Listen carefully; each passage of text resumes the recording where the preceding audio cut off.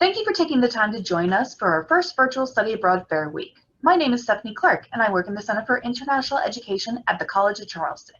We are excited that you are interested in studying abroad. The health and safety of our students and faculty is our top priority, and the college is closely monitoring the ongoing COVID-19 pandemic. We are working with different health and service organizations on the potential impact of any of our programs, including the possibility of a program cancellation due to the fluidity of the current health environment. We strongly encourage you to take this time to consider your personal risk tolerance and your personal health profile while you're researching all of these great opportunities. If you have any questions regarding this, please make an appointment with the CIE. And now about this wonderful program. Thanks, Stephanie. I'm Celeste LaCroix, Dr. LaCroix. I'm from the Department of Communication, and I'm the director of the program. We have been having semester abroad in Florence for a couple of years now, and we have an interdisciplinary program. So each fall semester, there are different faculty members from different departments who participate. Obviously, we were supposed to be there now, and so we couldn't go, and we decided to try to plan for spring. Generally speaking, this is a program that we focus on slow food as a movement that started in Italy. So that's sort of thematically what happens in this program.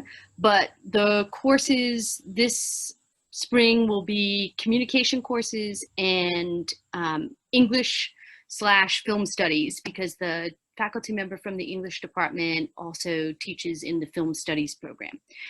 And we have our classes. In addition, every week we have a field trip that's planned typically for Wednesdays or Thursdays.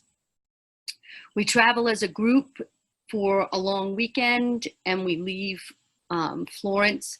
Our day trips are typically around the city of Florence, in Chianti, which is a famous wine region that's very close to Florence.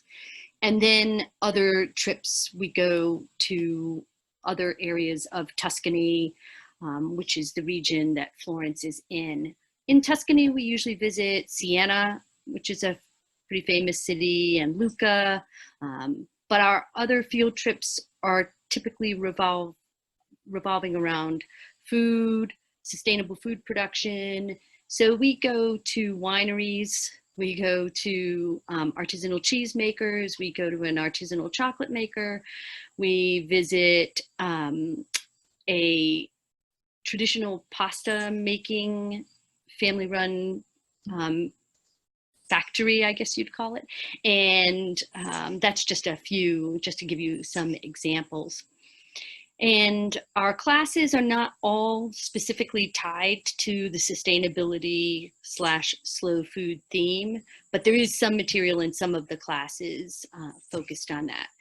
And the students live in apartments with other students from our program in the heart of Florence. So that's sort of the basic overview, but I'm probably more interested in answering whatever questions you might have about the program, and to my, to the best of my ability, I'll answer whatever I can.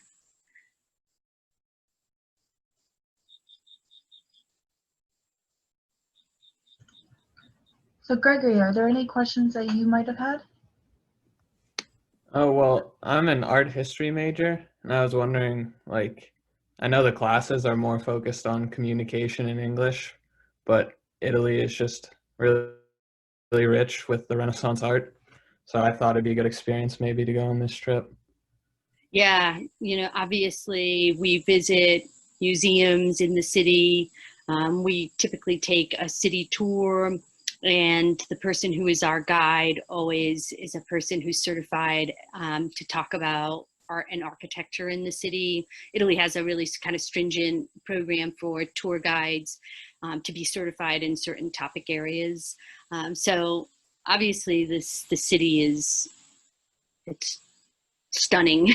The the architecture, just walking through the streets, the students always talk about just how magical it is because they're just surrounded by all of this, Renaissance architecture. And certainly there's lots of museums there that some we go to as a group, and obviously many others that you can explore on your own.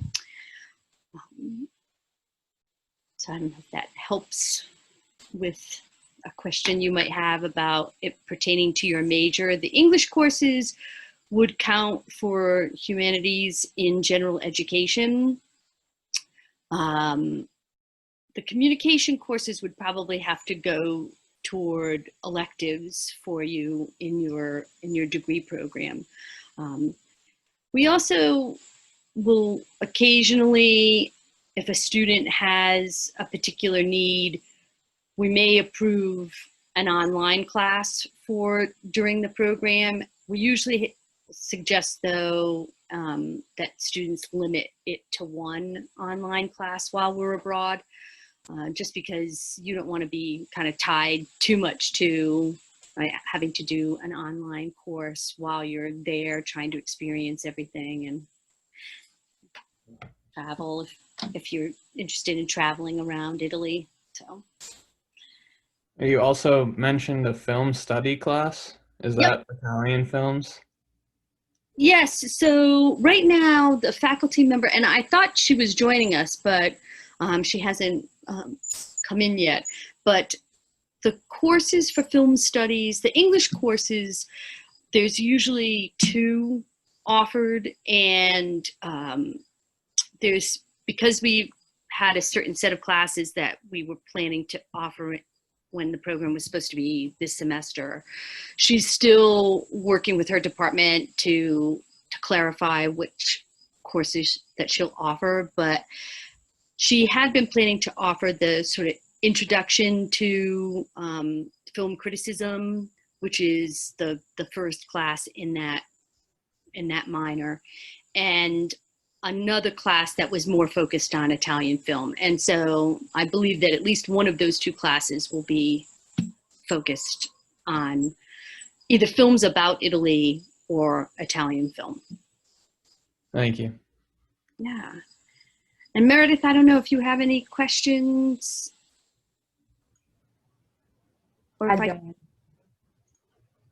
No, that's right, because you're not coming with us. I wish I could do them all, but It would be nice to have you. One question that I know students usually do ask is about the structure of when classes will be. If it's more morning, all students need to take 12 credit hours. However, sort of that structure of, is it mostly morning, afternoons? Is there a mixture? Yeah, so we have classes only 3 days a week.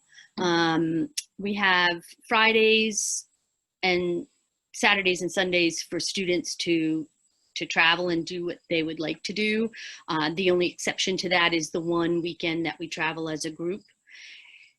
But our classes tend to be Monday, Tuesday, and Thursday. And so there's 5 classes offered in the program. So some will be in the morning and some will be in the afternoon.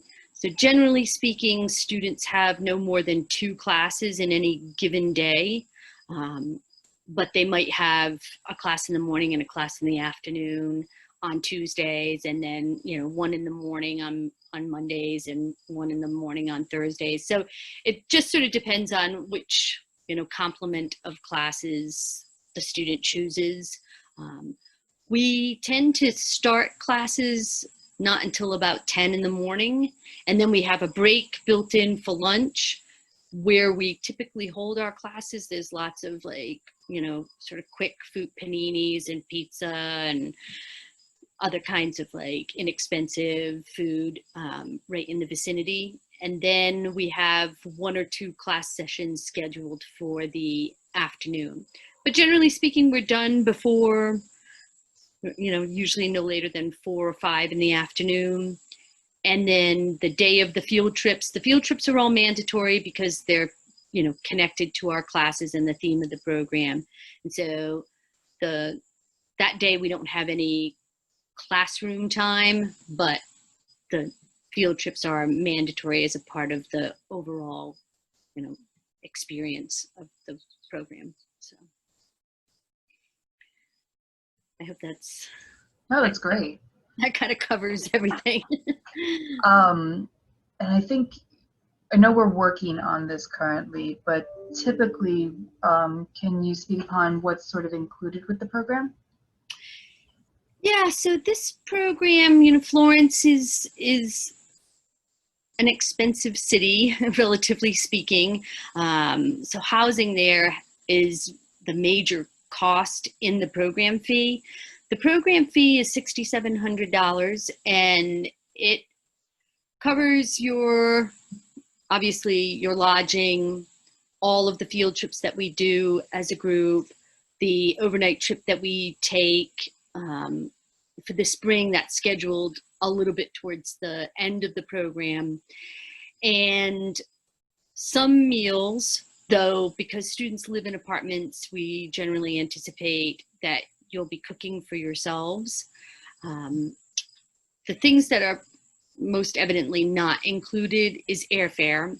So everyone has to get themselves to Florence. And then, like I said, most meals. So like on our field trip day and when we travel as a group, we usually feed everyone, especially on the overnight trip. But on the field trips, there's usually one meal those days. But other than that, students cook in the apartments and provide their own food. Generally speaking, the students in the past have said, they get together with the other people who are living in the apartment with them and buy groceries and have, it's pretty easy to find inexpensive food to eat out in Florence, because there's fabulous pizza and pasta and salads and all kinds of fresh food coming from the farms nearby. So I think food costs are affordable. I think that's pretty much the overview of the cost and what's included. Perfect. Well, if there's no other additional questions, I'm going to just show real quickly on how you would actually apply. So I'm in the chat feature, I'm going to send out the link, and this is actually to the actual VIA TRM application site for this particular program. Oh, wow. So VIA TRM is the application site that all study abroad programs are housed on. So here we can see it's College of Charleston in Florence, Italy, spring 2021.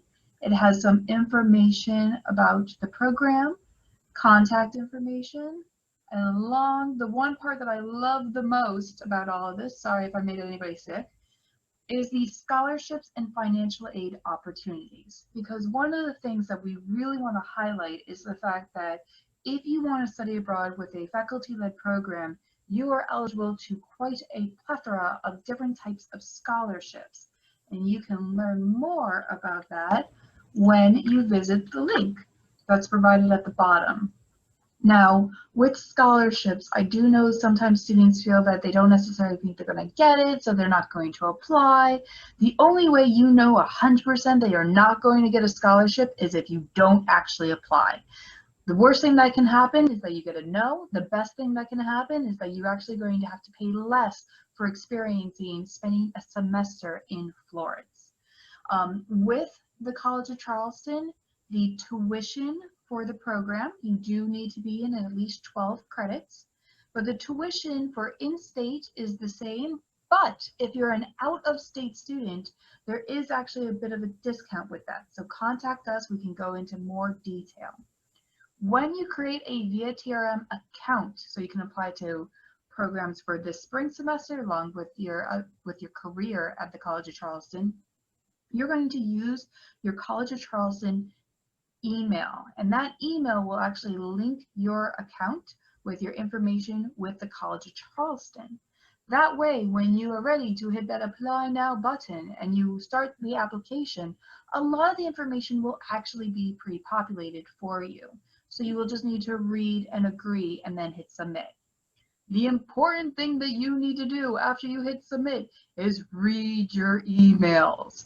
We are going to be sending you emails with regards to your next steps, because once you hit submit, we send the information to the faculty, but we also check for disciplinary clearance to make sure that your disciplinary record shows that you are able to go abroad. Once that happens, you are then conditionally accepted into the program. If you do not read your email and complete the forms, even though you're conditionally accepted, you're not going to be able to participate because you have not completed the rest of the things for you to do. We're not going to go into great detail about that now because it's quite detailed. I'll edit things out later. But with that, the Center for International Education is here to help you through these steps. So if there's anything that you're having concerns about with the application, if there's something that you're kind of concerned about with other things, you can always contact us, make an appointment. We have peer advisors to speak with you, along with advisors and directors to help you throughout this process. And of course, the faculty are amazing with this, and they will be able to guide you through any kind of questions you have with academics and about the specific program. So with that, is there anything else that we can possibly assist with any questions we might have missed?